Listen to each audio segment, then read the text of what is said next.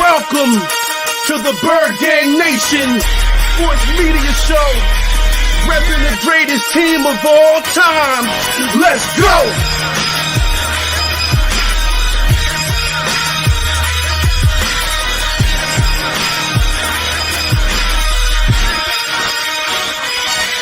Bird Gang 31, he be the host with the most. We going deep, burning teams. They ain't nothing but toast. It's in your rest there. Sirianni put me in coach, running like Miles Sanders till I butt my head on the post. Touchdown! Yeah, that's coming. Devontae's crazy route running.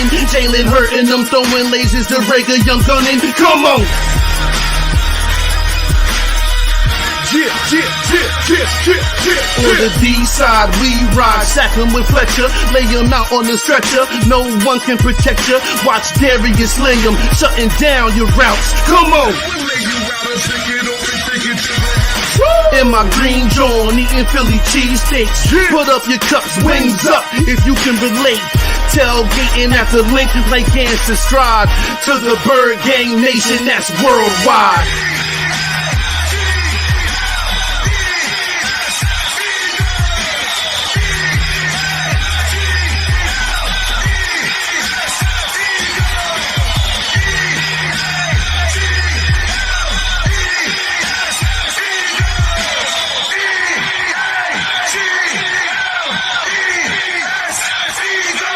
On Sundays, catch the pre and post game. Mondays is Birds on Broad Street with Philly Notion and Cool Cat, the man in motion. And Wednesdays, the midweek special got you open with JC from Eagles Talk, hitting like B-Dog, baby.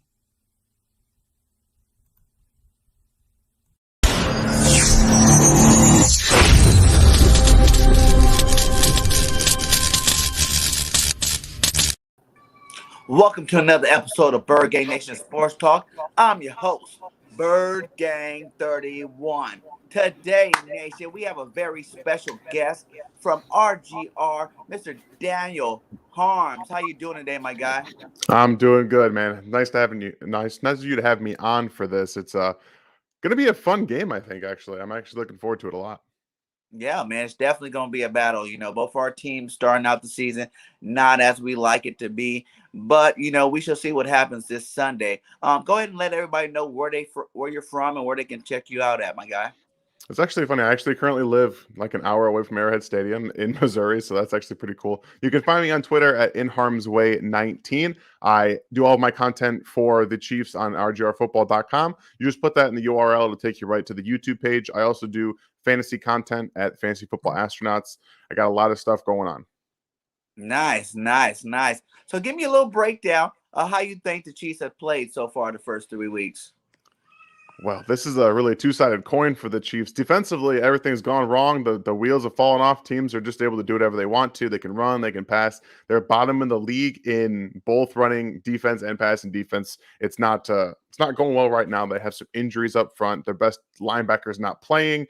I'm sure you guys have seen the injury report. Frank Clark and Travis Ward will not play in this game. So right now they're leaning on a lot of younger, inexperienced players at defensive end and corner.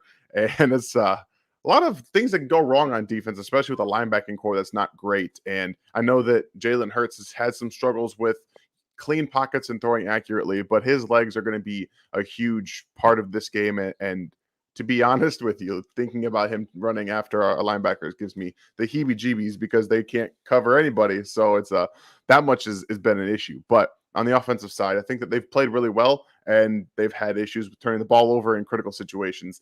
Last week, when they had that third turnover against the Chargers, they had 5 turnovers out of their last 6 drives, which is not something you want to have at any point in an NFL season. So they've been moving the ball pretty consistently, but they just got to clean up the mistakes. And that's where I think that they're going to definitely try to have that come against the Eagles this week. Okay, nice. Yeah, that's funny you said that because when I had Chiefs Focus on, they said that was one of the strengths of you guys, the linebackers. With Nick Bolton, those guys out there, you're not a big fan of those guys? The linebacking core is not only one of the worst in the NFL, but it's one of just this specific team. It's been a problem for the last 5+ years. Ever since Derek Johnson he retired and no longer played in the NFL. They've struggled to fill that gap. And Anthony Hitchens is a fine 2-down player, but he can't cover. And that's been the biggest issue of the last couple of seasons. They can't cover running backs out of the backfield. They can't cover tight ends. And in this, specifically in the AFC West, when you have Darren Waller, like you have to be able to cover some of these tight ends, and they've been unable to do so. So I would disagree with them saying that the linebacking core is strong. It's young, it's inexperienced, and the simple fact is they can't cover anybody. Okay, okay. Well, yeah, same here on our side. We hit the injury Mm-hmm. bug a little early too. You know what I'm saying? But my deal, I think it's less of the skills of the players that we have and more of the coaching. We got rookie coaches all over Yeah. the place, from OC to DC, special teams, anywhere you want to go in our roster. We got rookie coaches. And I think some of the game management has been, kind of suspect question about how they've been calling these plays. Also, penalties has really killed us. We're number Mm-hmm. one in the league right now. We're hurting ourselves more than we're helping ourselves with these penalties, man. It's getting a little ridiculous. And Mm-hmm. then lastly is we're not running the ball. When you got a running back like Miles Sanders, you need to give this guy at least 20 carries a game. You got to let him do what he do best, and that's run the rock. That'll open up some chances for Jalen to have more successful passing the ball and running the ball. When they're running together, when you got Jalen hot and Miles hot, that's a hard running duel to stop. Plus you add the rookie Kenny Gainwell. They can do some big things out there. They just need to run the ball. Nick Sirianni needs to stop what he's doing because he's starting to look like, a little bit of Dougie P from last year. You know what I'm saying? Want to just throw the ball, throw the ball, throw the ball. Like Dougie P's method was throw the ball to set up a pass to set up the pass. And Mm-hmm. everybody know that never works out. You know what I'm saying? You got to run the ball to set up the pass. And I think, he learned that early, hopefully, in his early coaching career here. And with our defense, man, like you said, like we've been not that bad. Besides the Dallas game, we were only giving Mm-hmm. up 11 points a game. You know what I'm saying? Then Dallas came in and did what they did, obviously. But, I always blame the offense. When you're passing the ball like that, that's a lot of 3 and outs. I think they did a stat like the first half, and it was like 29 minutes, 20 something minutes for Dallas and 3 minutes for the Eagles in terms Mm-hmm. of offense possession. You cannot lose the time of possession battle like that. It has to be a little bit more even than that to win some football games. So, I don't really blame the defense for the losses. I think they've held up. We went against some pretty good duels at the receiving spots. You know what I'm saying? You look at week 1, we had Calvin Mm-hmm. Ridley and Pitts, even though it was Pitts' first game, those two were pretty dynamic players that we shut down. You go to San Francisco, you got, the second best tight end in the league, Kittles, and then you got Debo Samuels, who just came off a 198-yard game. You know what I'm saying? So, or 89-yard game. So, we shut those guys down pretty well. Then even the Dallas, if you look at Dallas, CeeDee Lamb had a nice bomb in the beginning of the game, but after that, we kind of kept them pretty quiet. So we're doing pretty good in our pass defense. It's just, that rush, the run defense is what we're kind of struggling at too as well. Our linebackers are like tops in the league at running. Of tackling. 2 of them are in the top 12 for tackles. But at the same time, they're not the thumpers. I think the Mm-hmm. Eagles need to go out and go find a thumper linebacker that's just there to dump. Like these guys are fast. They can cover the pass pretty good. But we need that physical linebacker, the old school Jeremiah Trotter type Mm-hmm. linebacker. To clog those holes and, make them feel it. You know what I'm saying? You want to have a linebacker that make the running back wish he wasn't running the ball, type linebacker out there. And we don't have that guy on our team yet. So we'll see how the scheme goes and how it's, going to translate over the rest of the season. It is young, they still haven't put in, we haven't seen the best on offense or defense from our team. The coach is still young, still trying to figure out what's working and what's not working. So we'll see how it goes from there.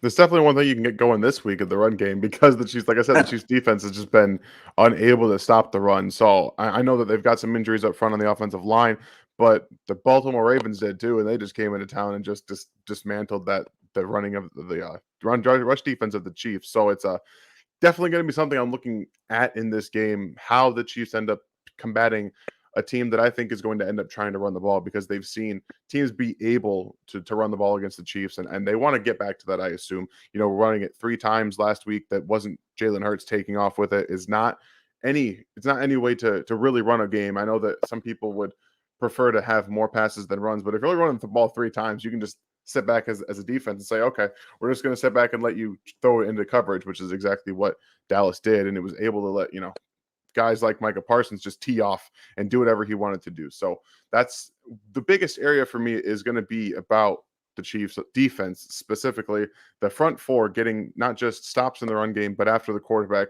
because they're bottom two. They're like the second Yeah. worst in the NFL in sacks. They have 4 on the season, second, just in front of the Buccaneers with 3, which is interesting Mhm. revelation that I found out. And they're second to last in total pressures on the year, which is just as bad. You're not generating any pressures on quarterbacks. You're not generating them to get the ball out quickly and make errant passes and get those turnovers that Spags is trying to do with this defense. The one thing that he was brought to Kansas City to do was to get the ball back to Patrick Mahomes, and he hasn't been able to do that this year. So outside of, I think the second game against Baltimore, there was a couple interceptions from Matthews. So that's for me what I'm looking forward to in this game, is seeing how they can adjust to a quarterback that does run the ball very well when he's given those lanes. And I think that they're going to try to establish Miles Sanders a little bit more, get him probably more involved in the RPO game, get him some quick completions, Mhm. just to get his confidence going, and then they can just kind of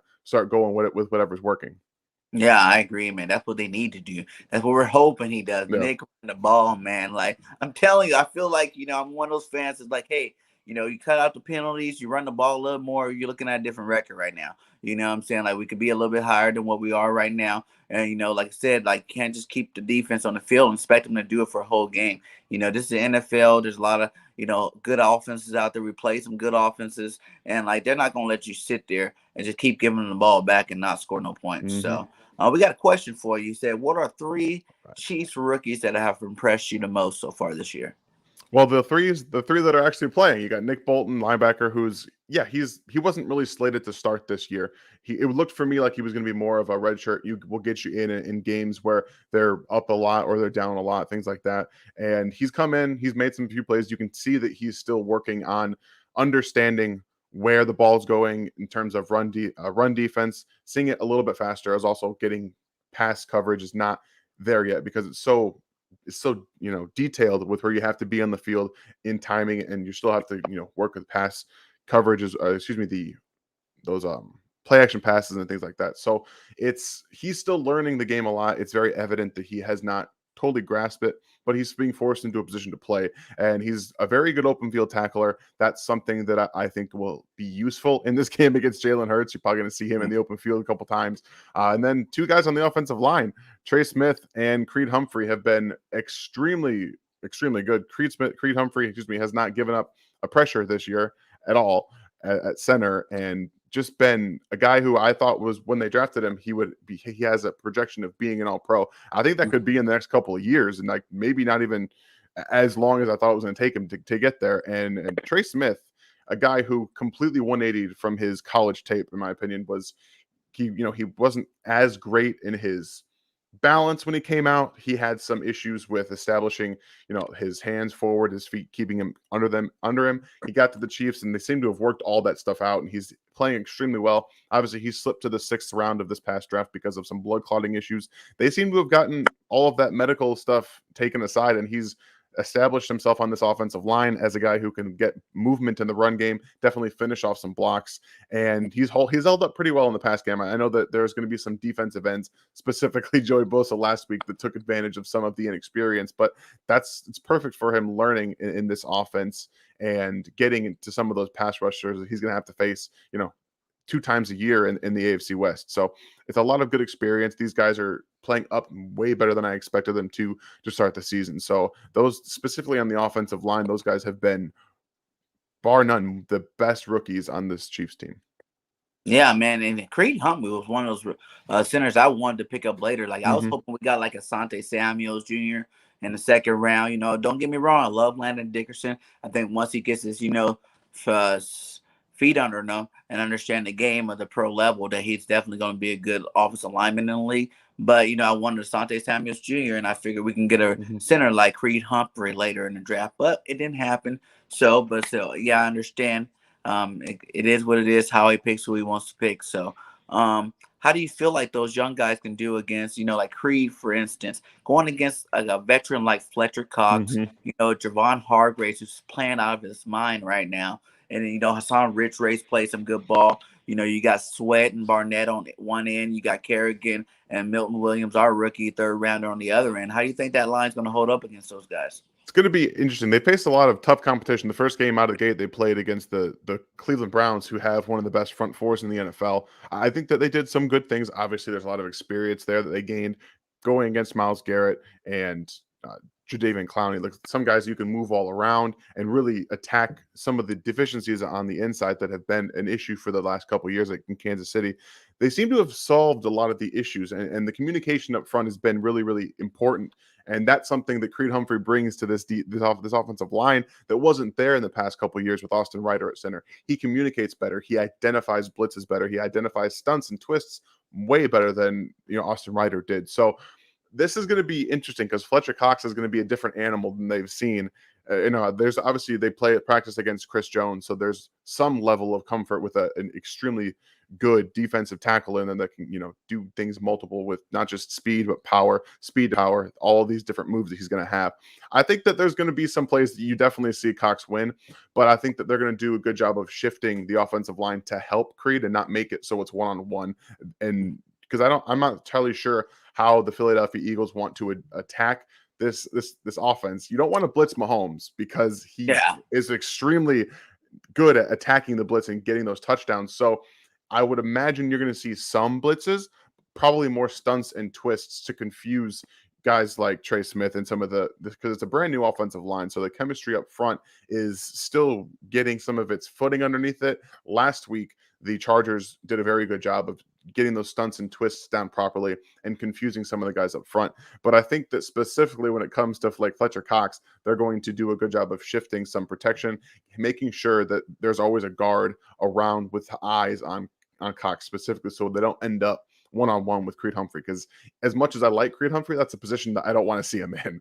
Right, and then Hargraves too. Like I said, he's leading all interior defensive linemen in the league right now and pressures and stuff like that. He got a couple sacks under his belt already. He's definitely been a terror the last 3 games. Even with Fletch, he's benefited from Fletch getting double teamed. He's getting these 101s, which are guys there, and he's winning finally. That's something we haven't had on defensive line in a little bit. I think that's definitely going to help. Mm-hmm. How do you see it playing out with the receivers, though? You know what I'm saying? You guys got you got Hill there, you got Harmon, and then who is it? Pringle as your number 3?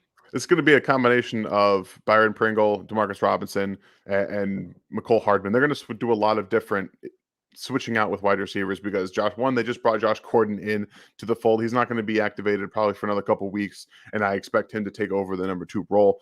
And they do like to use, a lot of different receivers just because they don't have that number 2 receiver. They haven't had it for a couple, since Sammy Watkins left, and he was injured quite a bit anyway. So it was always kind of a different. Who's this going to step up this week? And I do think that they're going to do a lot of what has been done the last 2 weeks, and they're going to double Tyreek Hill. They're going to bracket him essentially and make you throw it to guys like Byron Pringle and McCole Hardman, Demarcus Robinson. And I think that you're still going to see a fair amount of doubling of Travis Kelce because, like you pointed out, the linebackers in Philadelphia aren't exactly going to be able to cover him one-on-one. You don't want a situation where he's against a linebacker in any case because he's always going to find a way to get open. That's just what Travis Kelce does. Mm-hmm. But it's going to be up to actually what I see Philadelphia doing is taking not Slay and putting someone on Tyreek Hill and doubling him with a safety over top and then putting Slay on the number 2 receiver. That probably gives them the best opportunity to shut down everything and try to keep everything in front of them. That's what I would do myself. That's what Bill Belichick used to do with Stephon Gilmore. So it makes a lot of sense to take your number 1 corner and put him on the second best receiver if you're going to double Hill anyway. So just kind of the Chiefs are going to manufacture touches for Tyreek Hill. That always happens. They're going to find ways to get him in the backfield on end arounds, things like that. But at the end of the day, I think that, like I said, they're going to find ways to get double coverage on Tyreek Hill that does not involve Slay. Yeah, that's what I said we need to do. Let Nelson cover him, because another point is Slay's a little taller too than Nelson. So I'd rather have him on Hardman, you know what I'm saying? Like just for that size advantage. You don't want him doing like, just catching balls over Nelson's head just because of his height, you know what I'm saying? And then Nelson's a little more twitchier than Slay is, since he's a little younger than Slay. And then, you bracket him up on that side to hold down Tyreek Hill. And like you said, let Pringle and one of these other guys beat us, But Avonte Maddox has definitely been playing, a great in that nickel role this year. He's been surprising me because I didn't think he was going to do that great, as good as he is doing so far this year. So we'll let those guys do that. Plus, we got Ronnie McLeod coming back this week. We got Josiah Scott coming back this week. And then we got another tackle, Jack Stahl, coming back this week. So, we're getting a little bit healthier in some positions. And, hopefully that'll help us out coming into this game. We both share love for the coach, Mr. Andy Reid. Yes, we do. And that's one thing, man, I have been tripping out about. He's going against the Eagles in Philadelphia, for his 100th win. 100th win for two different teams, man. How do you guys like Andy Reid? And to give me some of your favorite memories of Andy Reid on your team there. Man, Andy Reid has just been a breath of fresh air. I remember when he was signed, when he signed in Kansas City, there was a lot of speculation that he wasn't a good fit in Kansas City and things like that, which I always thought was kind of funny because you look back at the years, they don't have losing records. They just continuously find ways to win, win games, even with Alex Smith at quarterback. It wasn't always perfect. It wasn't always high scoring, but they found ways to win. Andy Reid he just makes me smile. Like, he's just one of those guys that always finds a way to make you smile and just continuously has something funny to say in the press conferences. And, the way he treats guys on the field, he just has a really great relationship with everybody.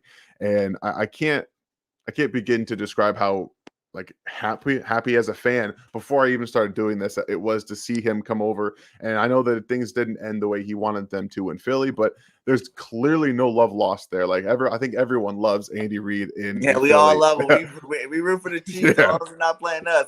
Exactly. Like I've always loved the Philadelphia Eagles too, just from the standpoint of they've always just seemed like that kind of team because Andy Reid's made them that way. And I think that's just something that he's brought to both of these franchises. And I can't explain enough how incredible the atmosphere he creates around the teams are. It's something that a lot of teams don't get the opportunity to experience. And I'm grateful as a Chiefs fan. And now I, can actually break it down and things like that I get to experience it as well. But I just think that one of my favorite memories is just how much he talks about.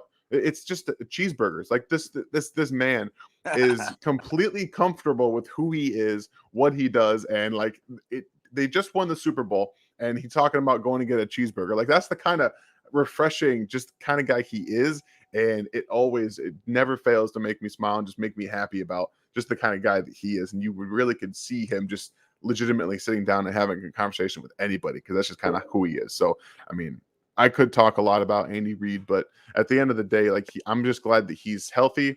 We had that little scare earlier with his dehydration, and I do think that the whole, like you said, the 100th win this week in Kansas for the Chiefs in Philadelphia isn't being talked about nearly enough because maybe it's just because Tom Brady's going back to New England he's going back to Foxborough, so people are just kind of like, well, no one wants to talk about Andy Reid going back to Philly to get his 100th win as a Chiefs coach. So that's not happening, though, my guy. I'm sorry. Andy has beat us every single game since he left, man. And that is one thing I said before the season started. I don't even care what our record is. When Andy comes back to Philly, we better win. You know what I'm saying? Like, I am not dealing with that no more. You know what I'm saying? He's been destroying us, and I am ready to give Andy that L, my guy. It's been I bet everybody too long is. Since he's gotten that L from the Eagles. He's been gone for a while now. We do got love for you. And hey, guess what? We can both celebrate next week when you guys get that win. You know what I'm saying? We'll be here. You guys, we can all celebrate as one big family. You have a lot more support there, Andy. So go ahead and wait till next week to get that W, my guy. I know he's not going to want to do that. It would. I know it's not going to be like a. He's not going to get a bunch of satisfaction out of beating the Eagles for that, but I think that he's definitely looking forward to the opportunity. I know he would have rather have it, 2 weeks ago in Baltimore. That would have been ideal for him. They don't want to lose those games, but again, it's all about that next game. This is one that I had circled even before the season started. I think that this is a fun, atmospheric game. It's going to be a lot of I think points are going to be scored in this game. They won't be at a premium. Like, this is just shaping up to be one of those games that is going to be a ton of fun to watch, regardless of who ends up actually winning this game.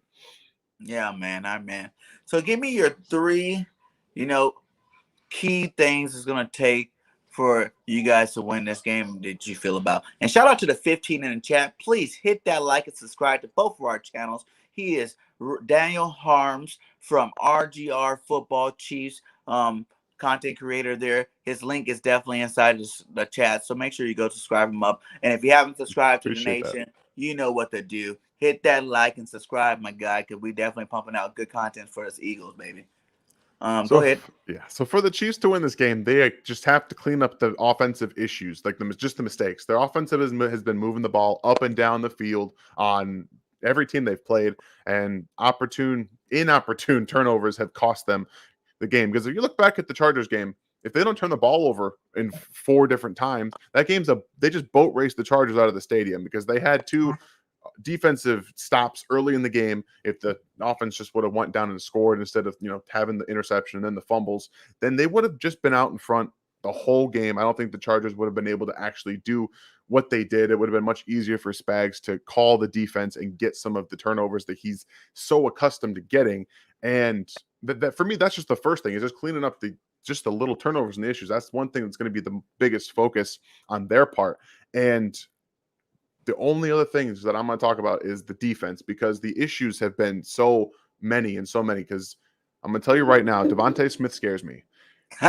These corners for the Chiefs, outside of L'Jarius Sneed, because they're down another starter, they have inexperience. They have guys that have not played in this system very long, and that's the one thing I don't want to see. I don't want to see Devontae Smith one-on-one on anybody, because he will win that matchup regardless of who it is. Maybe Sneed can give him a run for his money. But again, I want Jalen Reagor to beat me down the field. Like, that's what I want. I don't want to see Devontae Smith running free, because Quez? Well, that too. They have speed to burn at the wide receiver position. And, I think Watkins has had some issues outside of the deep ball that are still plaguing him.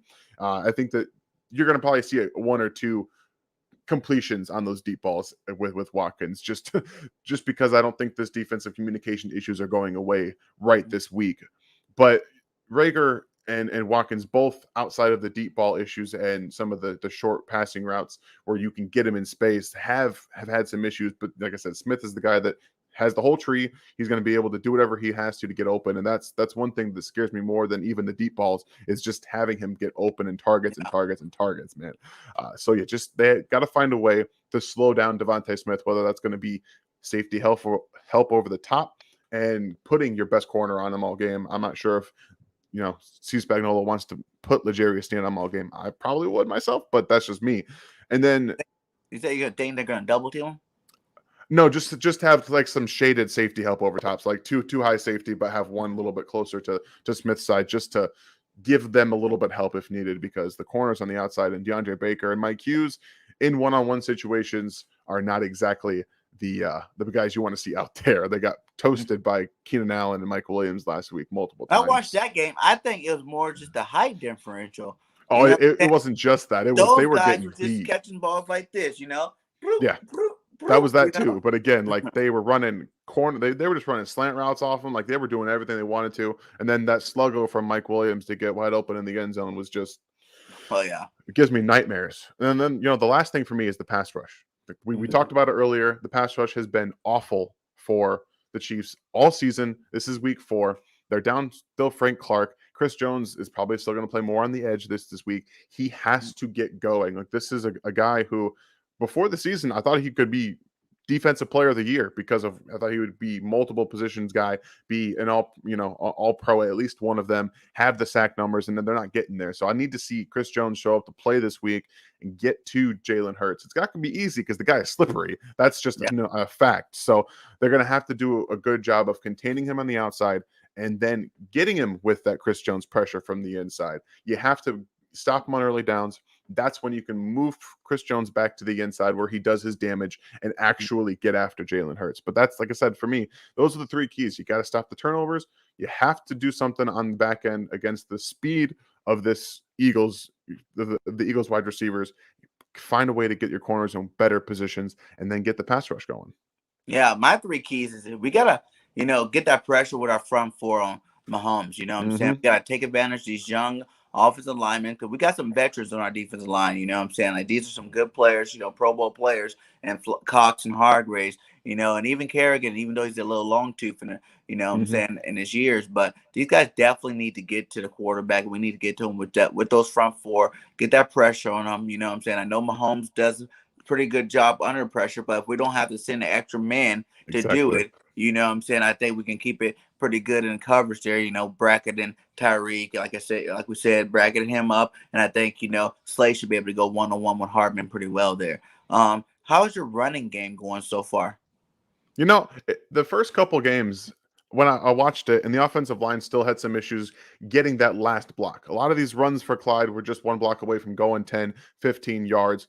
And then against the Chargers, everything kind of clicked. He ran better. The offensive line blocked better up front. They were getting push in the run game for the first time in 2 years. Like, they were able to move the ball pretty well. He had 17 carries for 100 yards.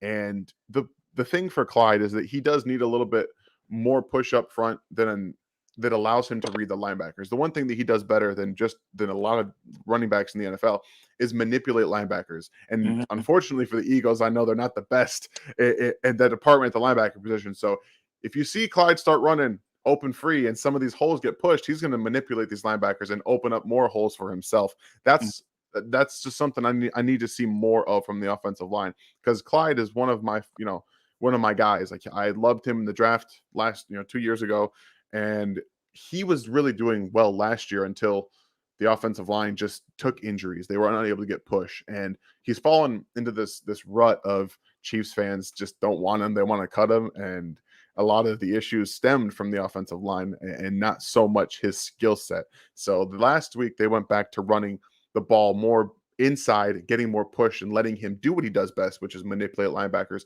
get in space, break some tackles, which Chiefs fans for some reason don't think he can do, but he did it all last week. So Yeah, I seen him, man. I seen him hit the one hole, and it wasn't there. He bounced and went backwards, went around, and straight into the other hole. And, like, mhm, without losing any speed, really. He was still going, like, the same speed, like, yeah.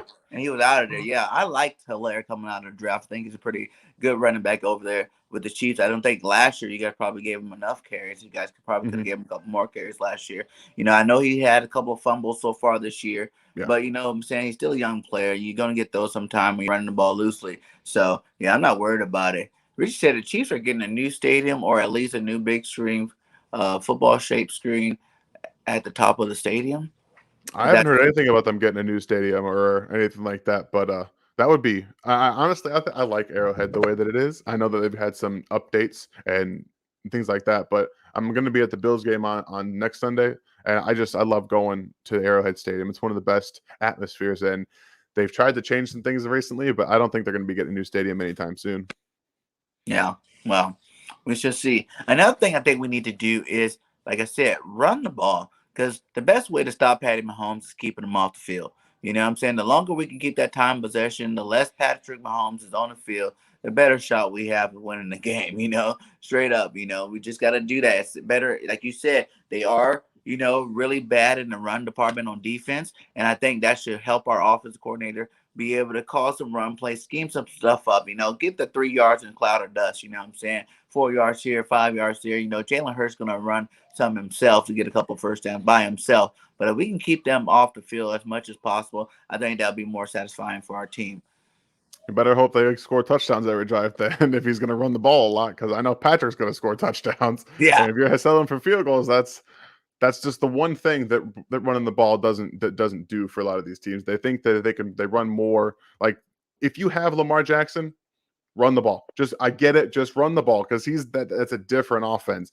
But for most NFL teams, if you run the ball like the Ravens do, and you're settling for field goals, that's just not going to get it done. I think that Jalen Hurts can do some of that. He can't do all of it, but I think that he can do enough that adding more of those, like you said, more of those runs and trying to get Miles Sanders more involved is really going to be important, because like 2 carries he had 1 carry last week or Yeah. something like that for like 27 yards, and then they just were like, And then you no, we're don't not give him going the to ball give you the back. ball. So Yeah.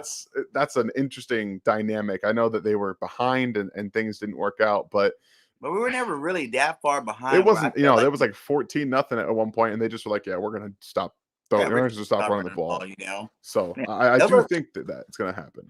Yeah, those are rookie mistakes as a head coach. You know what I'm saying? Like he even said, we got a little far behind and he had to scratch his game plan and go with something new Yeah. because he's trying to catch up and get back in the game. I'm like, man, we were only down 13 points at halftime. Hmm. That is not anything in NFL these days. You can put up 13 easily, but you're not going to do it if you're just throwing the ball and you're not completing balls. If they know you're just going to pass the ball, you know what I'm saying? They're just pinning their ears back coming after Jalen. You see them running for his life half the game.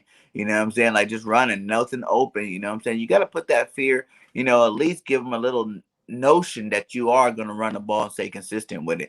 At least 10, 15 carries a game if you don't want to have, a game where you're not running a lot, but you're still Yeah. doing it just to try to get something there. But 2 carries, man, whew, You got to make him that's think about it. You got to that's make him not think about it. yeah, and Jalen Hurts isn't that quarterback. I do think he's a double dual threat Hmm. quarterback, like kind of like Lamar, but I also think he can pass better than Lamar. He's a little bit more accurate than Lamar, I think personally. He is the only quarterback, still breaking records in his first 7 games, regardless of how bad you think he is. He's the only quarterback, that threw for as many yards, rushed for as many yards, and had as many touchdowns in his first 7 starts. So, you gotta give him a little love for that. But his throwing ability comes more from when he's hot running the ball. You know what I'm saying? When they're Yeah. doing that RPO, he's getting his confidence up. You start him off with a couple of screen passes, a couple of 5-yard slants here and there. Now he's feeling a rhythm. Now he's feeling good. And that's when he's launching balls. It's looking pretty. But he's not a quarterback just going to sit back there in the pocket, and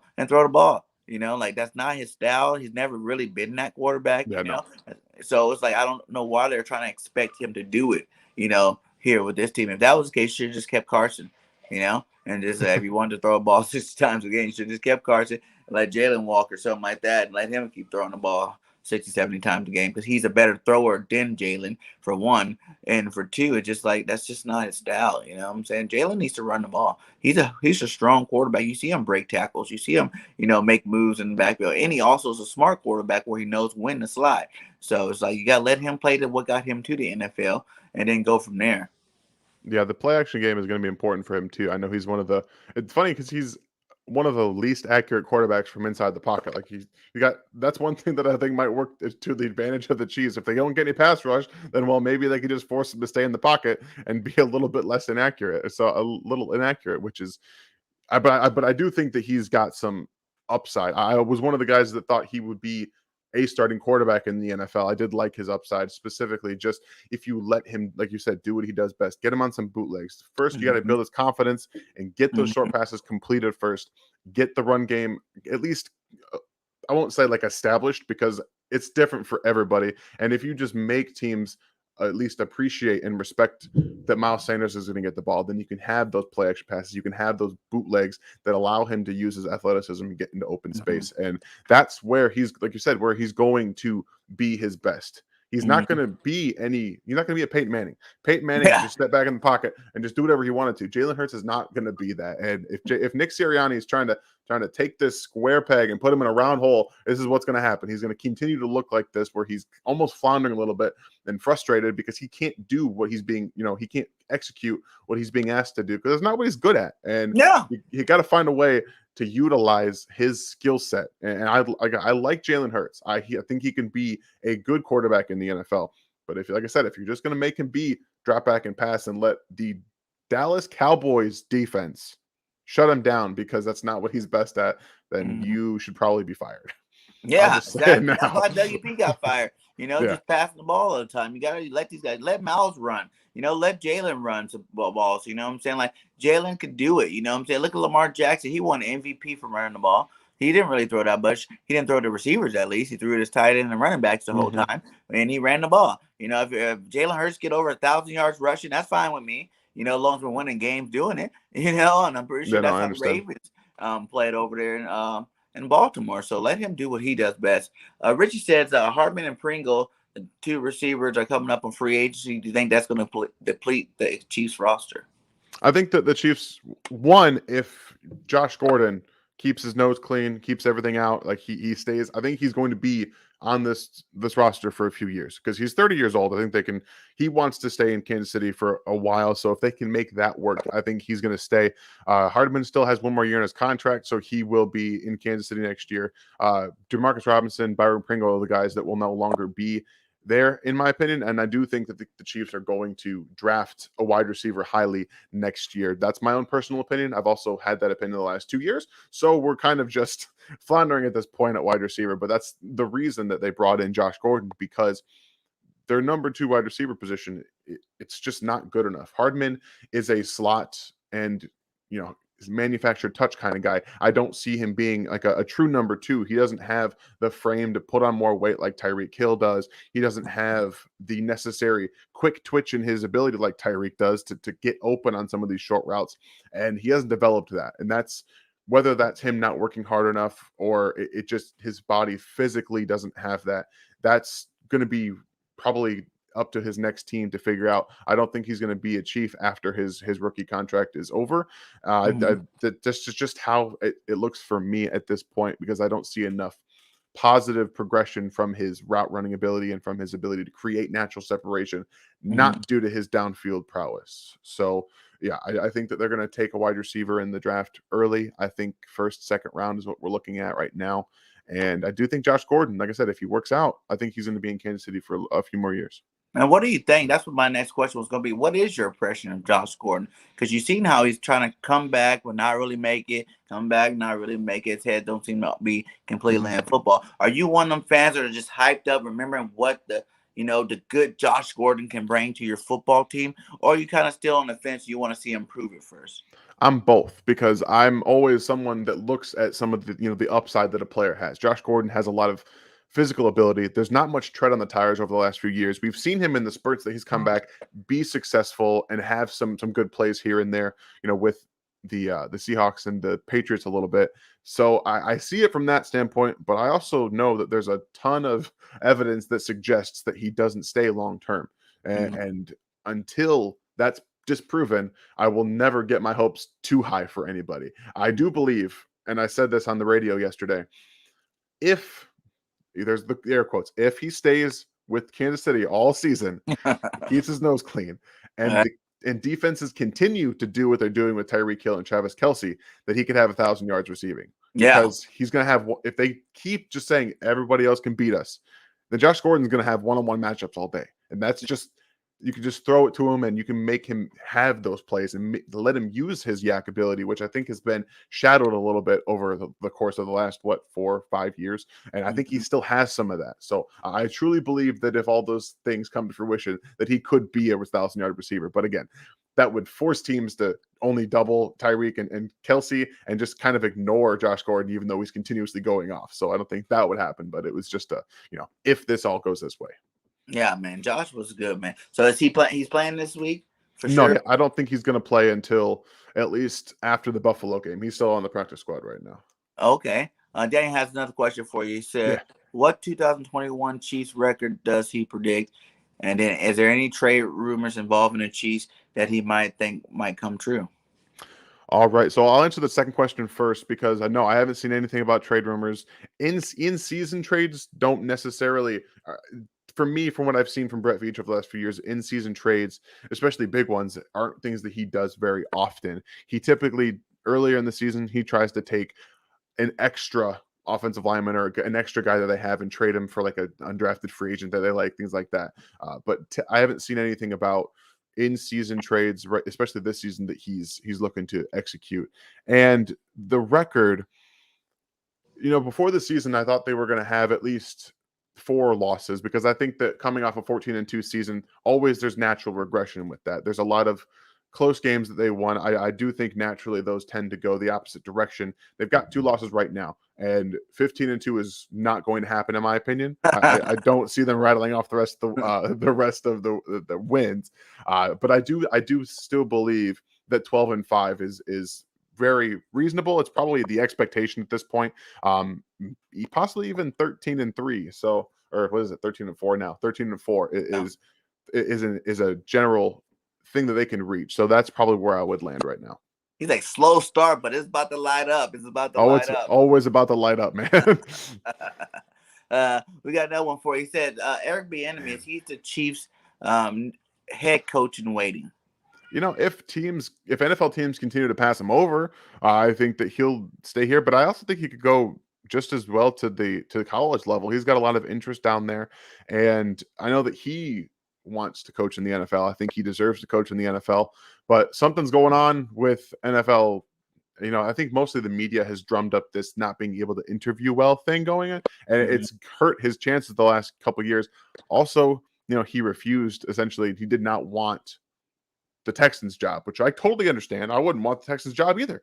Right. And he was open about that. Like, no, especially after initially them saying, just ignoring Deshaun Watson's plea to get Eric Bieniemy in there. So I think that there's some things going against Eric Bieniemy. And again, if this cycle comes back through this next year and he still doesn't get a head coaching job, I think that likely he's going to end up coaching in college rather than be at the Chiefs head coach in waiting, because I think Andy still wants to coach a few more years. Okay, nice. Yeah, man. Big Red, you never know how long Big Red is coach. He's doing No. it at top level. He is one of the best ever to do it. You know what I'm saying? Definitely going to Hall of Fame for his job he's done out Mhm. there. Okay, so who are you most scared of coming into this game from the Eagles? It's just for me because of the way that If there's a player that you're like, this guy, we have Patty Mahomes, Mhm. Kelsey, and Tyree Hill. Who are your like three guys like that you play? Man, if these guys come and play, it's gonna be a rough game for us. So Dallas Goddard against the linebackers of the Chiefs is a scary situation for me. I think that unfortunately Zach Ertz coming back really capped his ceiling in this offense. I think that Dallas Goddard could have been a top 4 type of producer in the NFL at tight end. He's got that athletic upside, and the way that he can also stretch the field, stretch those seams that can attack those linebackers specifically of the Chiefs is something that gives me a lot of pause. He's a guy who can definitely attack you can attack this defense with. He's one of those, like I said, physical specimens at tight end that has the profile to be able to do that. And he's one of the guys. We talked about Devontae Smith. I am a huge Devontae guy. I've always loved his tape. He was one. I hated the whole thing about him not being able to get off press in the NFL. It's completely untrue. He's going to be able to do everything. But again, if you can combine Devontae Smith's ability to get open in the short to intermediate, even deep, with Watkins on the same side, that's going to be the issue for this Chiefs defense. We've seen the miscommunications over the first couple of games, and with guys being able to get open deep. Lamar Jackson missed, Marquise Brown coming wide open over the back end of the field. So there's going to be some issues in the back end of this defense, whether it's going to be Smith, whether it's going to be Watkins. That pure speed of Watkins is something that scares me a little bit, not just because Tyreek Hill is on this team and he can kind of give you that kind of speed in practice, but the miscommunications can force a guy like Watkins to completely bust the defense. Doesn't have to be just a split second of mistake, and that's it. Mhm. So for me, I would say that those two possibilities with Dallas Goddard just kind of shredding the Chiefs linebackers, combined with the ability to hit that big play over the top because of those miscommunications with the speed that they have, is definitely what scares me the most. Okay, yeah, man. We're gonna get into it, man. You know what I'm saying? Like I said, you already know you guys' offense is just scary. Period. You know what I'm saying? I'm sure every team that goes against the Chiefs, they're like, we gotta stop the offense. Mhm. Not very many teams do it. So, Yeah. that's what I'm looking at. The only thing good is that our defense is doing a lot better than our offense right now. And all we gotta do is pick it up on the offensive side, and make it a more closer game. So what is your game predictions? Do you think this is gonna be a blowout? Do you think it's going to be a close game, low scoring game, high scoring game? What do you think the game's going to turn out to be? Well, I don't know if you know, but the Chiefs haven't covered a regular season game that covered a point spread in the regular season since like week 9 of last year against the Jets. So there's a lot riding on the Chiefs' confidence in this game, specifically to really close a team out. They haven't shown that they've been able to do that. I know the point spread I think was almost at 7 last I saw, and that seems a bit much for me. I do think it's going to be high scoring. I don't think that the defense is going to be able to just completely clean up the issues in one go. But as good as the defense for the Eagles is playing, I do see Patrick Mahomes just having this fire in him after losing 2 straight games, and I think he's going to put up 41, and it's going to be we're talking about like a backdoor cover for the Eagles. Like I think it's going to be 41-35. Like I think that's and the backdoor cover being that last touchdown at the end of the game. So that I do have it being very high scoring. Wow, that is high score. 41-35. That sounds like one of my scores I used to put up. I do think that, it might be a little different. Obviously I got my team winning, of course, because I'm Hmm. hoping we can end that streak from Andy Reid. Come on, my God, we got to end it. But I had it, it was a little bit of a close game, 17-10. Eagles win. Patty Mahomes gets his touchdown. You know what I'm saying? They get a field goal. Maybe it's tied to 10-10 at the half, you know what I'm saying? And we were able to muster out one more touchdown to win the game. Jalen Hurts becomes the hero that we want him to be, and he wins the game there. 17-10 birds, you know what I'm saying? But like you said, anything, if Patty gets on fire, you know what I'm saying? That's all that's out of the door. Because we already see what the Chiefs can put up numbers really fast and a Hmm. lot of them. So, we're just hoping our defense can play that contain, our offense can keep Patty Mahomes off the field. And then, we play some Eagle football. Definitely we don't want to play any Chiefs football. So at the end of my shows, I like to go ahead and do your all-time team. You know what I'm saying? This is your team. Don't worry about any records or anything like that. This is just the best team you can come up with from your time watching the Chiefs. It don't have to be new school. It could be old school, new school, playing right now, whatever you want to do. It's up to you, my guy. So I'll start it off with who would be your all-time Chiefs quarterback and who will be backing them up. Yeah, it's going to be Patrick Mahomes. That's the best quarterback to ever play for the Chiefs. And I'm actually going to have Trent Green backing him up. I grew up as a Trent Green, watcher. He was the quarterback of the team that I watched most of. And for me, like, I do think he wins the Super Bowl with the Rams if he doesn't get hurt. Kurt Warner ended up winning that Super Bowl. So Trent Green's always a guy I've been underappreciated quarterback that I've always loved. So it's Patrick Mahomes and Trent Green for me. All right. And what about give me three running backs?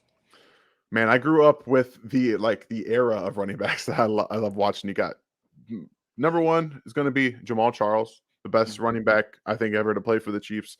Then I've got Larry Johnson, who ended up having a pretty interesting career, but I think at his peak he was one of the best running backs in the NFL. Oh And yeah. then you got Priest Holmes. Like they had this section of like Priest Holmes and Larry Johnson, then Jamal Charles. I watched all of them, man. That's for me. Like that's just what it is. All right. Give me two tight ends. And I know Um, I probably already know the two. Right. Everyone already knows the two. And I'm actually going to have Travis Kelce as number one. Like he's the best tight end to play for Kansas City, Over and that's Gonzalez? and that's no disrespect to Tony G. That's no Oh disrespect. He's wow. just better than Tony G. And man, those guys are just all timers for a lot of teams. Like it's so much fun being able to have both of those tight ends as Chiefs at one point in time. It's so much fun. Oh yeah, Corey. Yeah, he's a what a no. Yeah, I got it. I know. But I this is know. his team, so you let him do his team. Yeah. And then, yeah, that was a good one too. Um, let's go with four receivers.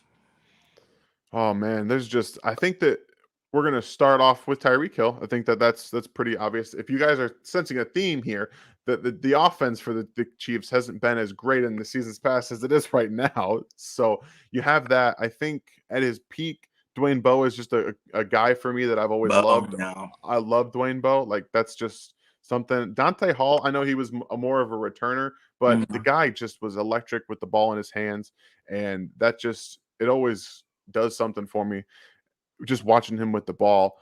Man, I'm trying to think of more receivers. Like I don't have a whole wealth of knowledge of the history of the Chiefs, Mhm. but I think JJ Burden's got to be up there too. He's one of those undersized guys that did a lot with the ball in his hands. So that's what I would say. Okay. Give me a starting off at the line for this team. Just the entire 2002 Chiefs offensive line, all of them. Just it doesn't Oh, matter. two? The 0203, yeah, where Priest Holmes had his year. Like that was Walter that's Jones. that's just That's one of Walter the Jones best. and them boys, right? Yeah, Walter, Will Shields, like all those Yeah. guys. Wolf. Yeah. Yeah, Now that was a good one. one of the best offensive lines in the NFL history. What about the defense? Defensive line. Oh well, Chris Jones is there. I don't have a whole lot of knowledge. I'll be upfront with you guys. Like I started watching late into my growing up, so it's a very minuscule amount of guys that I have in my knowledge. So Chris Jones would be like the one for me. On the defensive line that I really know. Justin Houston is another guy that Mm-hmm. I would have up there. Tamba Hali, just these Ali. guys, just who I've got. Like these are some of the best defensive front players that have in Kansas City. So, and And then then The two linebacker. I know you're going to get how many you can give me for linebacker because I I'm have gonna give you just three, but you got two. I got Derek Johnson and oh man, and Derek Thomas. Those two guys, like Yeah. that's who it is. All right, give me three corners. So I'm gonna say Marcus Peters. I know a lot of people. I think Marcus Peters is just one of those playmakers. You just got to have him on your team. He's just been great. I don't even really know. I know that Ty Law's a safety, so I can't even say Ty Law. I don't know many corners from the Chiefs. I'll be honest with you. So then Marcus Peters, we leave it at that because you guys Yeah, don't have too many good ones, but that's okay. That's okay. We can switch it up since it's not it's not the Eagles, so we can go ahead and switch it up for you. What about some safeties? You got a couple safeties you can throw out yeah. there? Ty Law and Tyrann Mathieu, two guys that just I know Law was probably more famous with the Patriots, but he was still a Chief, and he and Matthew are just my 1 and 2, and that would be it. He said Albert Lewis, such a bad Casey corner back in the 90s. Yeah, Lewis was pretty good. Who'll be your kicker? Oh man, I think Butker is actually the best kicker in Chiefs history, if I'm not mistaken, and he's also one of the most accurate kickers in NFL history. So I would just start and end right there. He's on one of my fantasy football teams. Yeah. And do you have a punter? Yeah, it's Dustin Colquitt, one of the best punters to ever live, and he doesn't get enough credit. I know that punters don't go into the Hall of Fame very much, but I wrote an article a few years back about why he should get in the Hall of Fame, and I do believe that he deserves to. So yeah, it's Dustin Colquitt. Who's the defensive coordinator for your team? It's got to be Gunther Cunningham, right? It's got to be Gunther. Is that the one who won the Super Bowl recently? No, Steve Spagnuolo just won the Super Bowl. Steve did. Yeah, never mind. Yeah. All right. This one is, if your head coach is your offensive coordinator that you're going with, then you can pick that. But if you got an offensive coordinator, and pick him, and then we go head coach. Whew, that's a tough one. I think I would have Andy Reid as my offensive coordinator, and then Dick Vermeil head coach. Ooh, that's a nice switch up there. Yeah. Andy Reid calling the plays, Dick call. I mean, that's a nice one. I like that one. That was a good one right there. All right, man. That's a pretty good team there, man. Thanks again for coming on the show today. We are wrapping up here about an hour in. Go ahead and give everybody one last time a shout out to where they can find you at, my guy. I appreciate you having me on. You guys can find me on Twitter at InHarmsWay19. All of my Chiefs content's up at the RGR Football channel, rgrfootball.com. Also, all of my fantasy content routinely goes through the Fantasy Football Astronauts YouTube page. You can find all of my stuff there as well. Nice. And hey, you guys, hit that like on the way out. Also, if there's any kind of birthdays, any wedding gifts, anniversary gifts, early Christmas gifts, go get them a La Terrain watch. You know what I'm saying? La Terrain is the official sponsors of the Bird Gang Nation Sports Talk. Use promo code BirdGang31. Get yourself 10% off there. They have some great watches out there. I'm waiting for mine to come in the mail myself. So, yeah. Thanks again, guys. Shout out to the 15 still in the chat. Please like and subscribe to both of our channels. They are in the link. And till next time, like I always say, fly, Eagles, fly. This is the Bird Gang Nation Sport Talk. I'm your host, Bird Gang 31, and we are out. Peace.